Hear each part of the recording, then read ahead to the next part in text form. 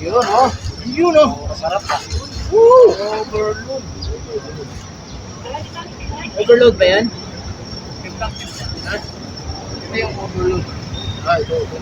Ito naman underload yan. Soft drinks. Masarap pa. Ano siya? May itlog pa. Oo, siyempre. Yan ang kakaibang overload ko. Sige, enjoy! Yun.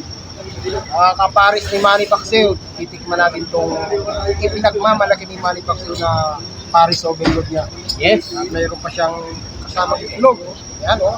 Wow. Yun. Titikman na natin. Yes, it. Unang subo para sa mga followers natin ng mga mabait. Wow. Sabaw pa lang. Ulam na. Ano to? Only rice? Only rice yan. Only sabaw? Only sabaw. Yung itlog? Isa lang. Isa lang. Akala ko dalawa itlog. Only sabaw, only rice. Sarap. Kahit ito, okay na sa akin eh. Kahit sabaw lang. Eh. Ito talaga sinasabing overload. Bakit? Baka at saka baboy pinagsanib na may itlog. Yun, oh. Kaya saan pa kayo? Kumain na kayo rito sa Paris ni Manny Pacquiao. Oo. Masarap. Tunay na masarap.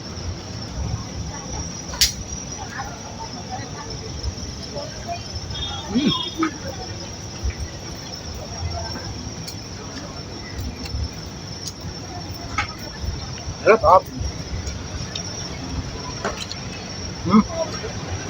May itlog pa. Ika nga ng mga maskulados. Panalo! Ayan, oh. Ano yan? Knockout sa sarap. Knockout sa sarap. Knockout sa sarap. Manny Pacquiao Pares. Pares ni Manny Pacquiao. Knockout sa sarap. Right. Para na dito, kumain na kayo. 100 pesos, napakamura. Overload. Ito ang tunay na overload. Punong-puno eh, no? Apaw na apaw eh, oh. At may soft drinks pa.